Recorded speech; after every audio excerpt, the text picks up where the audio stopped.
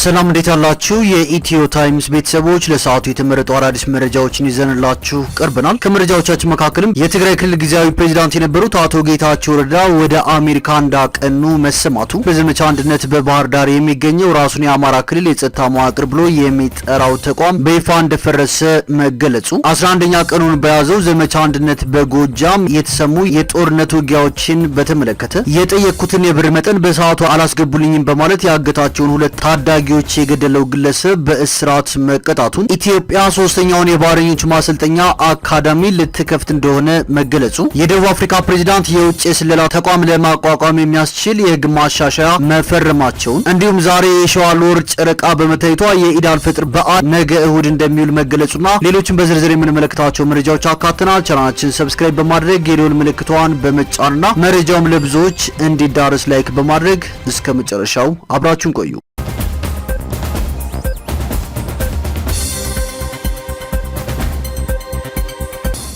ወደ መጀመሪያው መረጃችን ስናልፍ ለሕክምና ከኢትዮጵያ ወደ ዩናይትድ አረብ ኤሚሬትስ አቅንተው የነበሩት አቶ ጌታቸው ረዳ በዛሬው ዕለት ወደ አሜሪካ መጓዛቸው ተሰምቷል። ከዚህ ቀደም የትግራይ ፖለቲከኞች ወደ ለየለት የስልጣን ሽኩቻ መግባታቸውም አይዘነጋም። አቶ ጌታቸው ረዳም ከዚህ ቀደም ለረጅም ጊዜ ስልጣን ላይ የቆየው ኃይል በማለት የጠቀሱትን ቡድን ሁሉንም ነገር አፍኖ ወደ ስልጣን ለመመለስ እየሰራ ነው በማለት ተናግረው ነበር። ወንበራችንን ተነጠቅን የሚሉ አካላት በጉልበት እንመልሳለን ወደሚል እንቅስቃሴ ገብተዋል ሲሉ የነበሩት አቶ ጌታቸው ረዳ የትግራይ ፖለቲካ ወደ ከፋ ሁኔታ እየተጓዘ ነው ማለታቸውም አይዘነጋም። ከዚህ ቀደም የተፈናቀሉ ዜጎችን ለመመለስና የትግራይን ጸጥታ ከማረጋገጥ ይልቅ ወደ ሌላ የስልጣን ሽኩቻ እንድንገባ ተገደናል በማለትም ፕሬዚዳንቱ ተናግረው ነበር። በዶክተር ደብረጽዮን ገብረ ሚካኤል ከሚመራው የህወሓት ቡድን ጋር ወደ ለየለት የስልጣን ሽኩቻ ገብተው የነበሩት አቶ ጌታቸው ረዳ ባለፈው ሳምንት ለሕክምና ከኢትዮጵያ ወደ ዩናይትድ አረብ ኤሚሬትስ ማቅናታቸው ይታወሳል። አቶ ጌታቸው ረዳ በዛሬው ዕለትም ከዩናይትድ አረብ ኤሚሬትስ ወደ አሜሪካ መግባታቸውን መረጃዎች ወጥተዋል።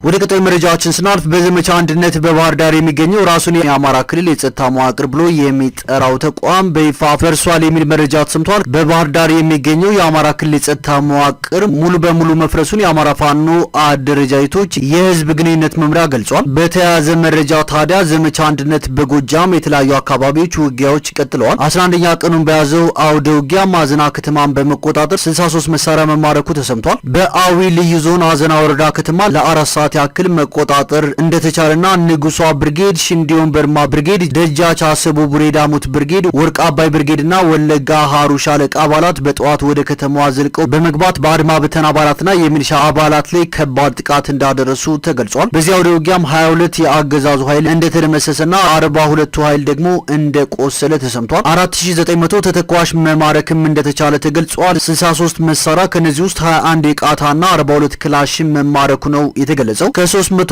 በላይ የታፈኑ እስረኞችን ማስፈታት እንደተቻለና ከእስረኞችም ነፍሰ ጡሮች እንደሚገኙበት ተገልጿል። በተጨማሪም ተድላ ጓሉ ብርጌድ እና ስካይ ቀበሌ የላም ጭቃ ላይ የህዝብ ውይይት መደረጉ ተገልጿል። በተመሳሳይ ሁኔታም የቦቅላ አባይ ብርጌድ የ3 ቀበሌ ማህበረሰብን ማወያየት እንደተቻለና ማህበረሰቡም ከ34 በላይ ክላሽ በመግዛት ሲያሰለጥኗቸው ለቆዩ ልጆች ወይም ለሰልጣኞች ማስረከባቸው ተገልጿል። በዚህ ክፍለ ጦር ውስጥ ያሉ ደጃዝማች ተድላ ጓሉ ብርጌድንና ሉማሜ መብረቁ ብርጌድን ሪፎርም በማድረግ የተሻለ ቁመና ላይ እንዲገኙ ማድረግ መቻሉም ተገልጿል። ስናን አባጅሜ ብርጌድ፣ በላይ ዘለቀ ብርጌድ፣ ጂበላ ሙተራ ብርጌድና ቀስተ ደመና ብርጌድ በሚንቀሳቀሱባቸው አካባቢዎች ከፍተኛ የሆነ የህዝብ ንቅናቄ መድረኮችን ማድረግ እንደተቻለም በመግለጫው ተካቷል። መግለጫው አስከትሎም የአገዛዙ ኃይል የተገኘውን አጋጣሚ ሁሉ በመጠቀም እየከዳ ፋኖን እየተቀላቀለ እንደሆነ ተገልጿል። በዛሬው ዕለትም 4 መከላከያ ከድተው ገረመ ወንዳውክ ብርጌድን መቀላቀላቸውን ዘመቻ አንድነት በጎጃም አሳውቋል።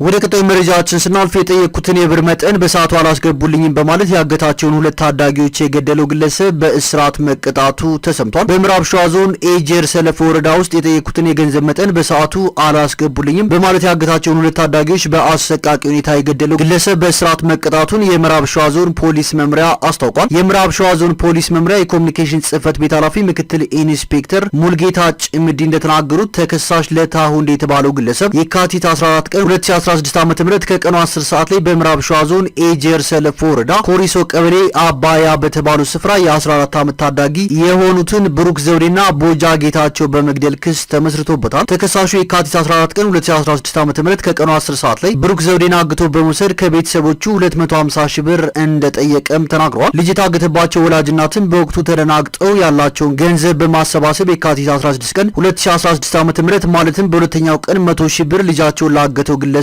በተሰጣቸው አድራሻና ቦታ ያስረክባሉ። ነገር ግን ግለሰቡ 100 ሺህ ብሩን ከተረከበ በኋላ ቀሪው 150 ሺህ ብር በወቅቱ አልተከፈለኝም በማለት የ14 ዓመቱን ታዳጊ ብሩክ ዘውዴን በአሰቃቂ ሁኔታ በመግደል አስከሬኑን ወላጆቹ እንዲረከቡ በማድረግ የጭካኔ ተግባር መፈጸሙ በማስረጃ ተረጋግጧል። በተመሳሳይም የካቲት 14 ቀን 2016 ዓ.ም ቦጃ ጌታቸው የተባለን የ14 ዓመት ታዳጊን አግቶ በመውሰድ ወላጆቹን 250 ሺህ ብር እንዲልኩ ካልሆነ ግን የልጃቸውን ሕይወት እንደሚያጠፋ በመዛት ከታዳጊው ወላጅ እናት ላይ 75 ሺህ ብር እንደተቀበለ ገልጸዋል። ይሁን እንጂ ተከሳሹ 75 ሺህ ብር ቢቀበልም ቀሪው 175 ሺህ ብር በወቅቱ አልተከፈለኝም በማለት የታገተውን የ14 ዓመት ልጅ በመግደልና አስከሬኑን ሜዳ ላይ በመጣል ይሰውራል። የወንጀል ድርጊቱ ከተፈጸመ በኋላ ፖሊስ ባደረገው ክትትል ተከሳሽ ለታሁንዴ በቁጥጥር ስር ሊውል ችሏል። ፖሊስም በተከሳሹ ላይ የምርመራ መዝገቡን በበቂ ማስረጃ አጣርቶ የምርመራ መዝገቡን ለአቃቢ ጌላከ ሲሆን አቃቢ ግን በከባድ የሰው መግደል ወንጀል 539ና በከባድ የውንብድና ተግባር 670 ንዑስ አንቀጽ 2 ክስ ይመሰርታል። የተመሰረተውን ክስ ሲከታተል የነበረው የምዕራብ ሸዋ ዞን ከፍተኛ ፍርድ ቤት በዋለው ችሎት ተከሳሽ በግድያ የውንብድና ወንጀል በመፈጸም ራስን የተደራጀ የወንበዴ ቡድን አባል በማድረግ በሁለት ታዳጊዎች ላይ የፈጸመው የግድያ ወንጀል ጨካኝና ነውረኝነቱን እንዲሁም አደገኝነቱን የሚያሳይ በመሆኑ በእድሜ ልክ እስራት እንዲቀጣ የምዕራብ ሸዋ ዞን ከፍተኛ ፍርድ ቤት ውሳኔ አስተላልፎበታል።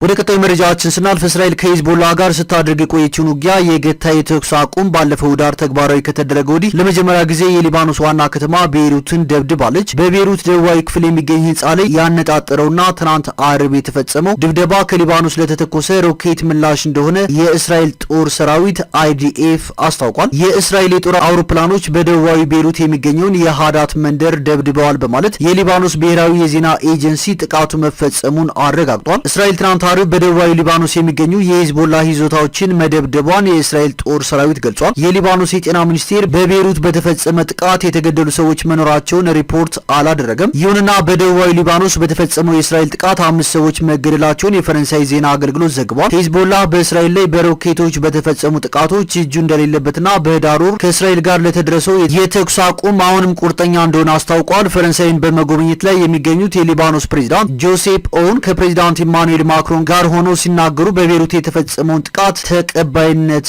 የለውም ብለዋል።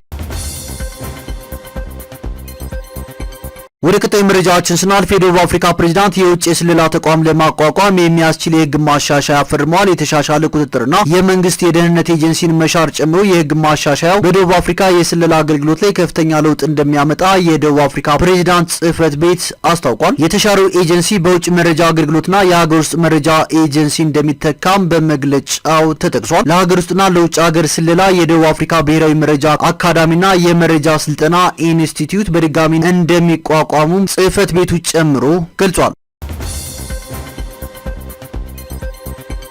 ወደ ቀጣዩ መረጃችን ስናልፍ ኢትዮጵያ ሶስተኛውን የባህረኞች ማሰልጠኛ አካዳሚ ልትከፍት እንደሆነ ተሰምቷል። የኢትዮጵያ ማሪታይም ባለስልጣን የማሰልጠኛ አካዳሚውን ለመክፈት የሚያስችል የመግባቢያ ስምምነት ከአርባ ምንጭ ዩኒቨርሲቲ ጋር ተፈራርሟል። አካዳሚው ከባቦጋያ ሎጂስቲክስ እና ማሪታይም አካዳሚ እንዲሁም ከኢትዮጵያ ማሪታይም ማሰልጠኛ ኢንስቲትዩት ቀጥሎ ለሀገሪቱ ሶስተኛው ማሰልጠኛ እንደሚሆን ተገልጿል። የኢትዮጵያ ማሪታይም ባለስልጣን ኢትዮጵያ በ2022 በሎጂስቲክስ አፈጻጸም ከአፍሪካ ቀዳሚ እንድትሆን ለማድረግ እንዲሁም ባህረኞችን አሰልጥኖ ለዓለም ገበያ በማቅረብ ከመጀመሪያዎቹ 5 የዓለም ሀገራት ተርታ ለማሰለፍ እየሰራ እንደሚገኝም በማህበራዊ ትስስር ገጹ አስታውቋል። ወደ ቀጣዩ መረጃችን ስናልፍ ከደቡብ ምዕራብ ኢትዮጵያ ህዝቦች ክልል ፖሊስ መምሪያ አነጋጋሪ መረጃ ተሰምቷል። ይህ አነጋጋሪ መረጃም የዝንጀሮ መንጋ ታስሮ የነበረ ግምቱ 15000 ብር የሆነ በግ መብላቱን ፖሊስ ገልጿል። በክልሉ የኮንታ ዞን አመያ ዙሪያ ወረዳ ፖሊስ አዛዥ ኢንስፔክተር በቀለ በለጠ ለኮሚሽኑ የህዝብ ግንኙነት እንደገለጹት በዙሪያ ወረዳው ኦፓሶሬ ቀበሌ መጋቢት 19 ቀን 2017 ዓ.ም በግጦሽ ቦታ ታስሮ የነበረ በግ ከጫካ በወጣ የዝንጀሮ መንጋ መበላቱን ፖሊስ ከአይን እማኞች አረጋግጥኩ ብሏል። በዝንጀሮ መንጋ የተበላው በግ የአንድ አርሶ አደር ንብረት ሲሆን የዋጋ ግምቱም 15000 ብር ያወጣል ነው የተባለው። የኮንታ ዞን አመያ ዙሪያ ወረዳ ስር ባሉ በባኬ ክላስተር 4 ቀበሌዎች ሴራና ዩራ እንዲሁም ሻሾ የዝንጀሮ ጥቃት በቤት እንስሳትና በህፃናት ላይ ተደጋጋሚ ጥቃት እያደረሰ መሆኑን የገለጹት የኮንታ ዞን አመያ ዙሪያ ወረዳ ፖሊስ አዛዥ ከሳምንት በፊት ገርማ አጋሪ ቀበሌ የ5 ዓመት ታዳጊ በዝንጀሮ መንጋ ከፍተኛ ጉዳት ደርሶበት እንደነበር ገልጸው የሚመለከታቸው አካላት የዝንጀሮ መንጋ እያደረሰ የሚገኘውን ጥቃት ለመቀነስ የድርሻቸውን እንዲወጡም ጥሪ አቅርበዋል። በዞኑ ጎሽና ዞን በሰውና በንብረት ላይ በተደጋጋሚ ጊዜ ጉዳት እንደሚያደርሱ ሲዘገብ መቆየቱም ይታወሳል። ወደ መጨረሻው መረጃችን ስናልፍ ዛሬ በሳውዲ አረቢያ ጨረቃ በመታየቷ 1446ኛው የኢድ አልፈጥር በዓል ነገ እሁድ መጋቢት 22 ቀን 2017 ዓ.ም እንደሚከበር ይፋ ተደርጓል። ዛሬ የሸዋል ወር ጨረቃ በመታየቷም የኢድ አልፈጥር በዓል ነገ እሁድ ተከብሮ እንደሚውል ተገልጿል።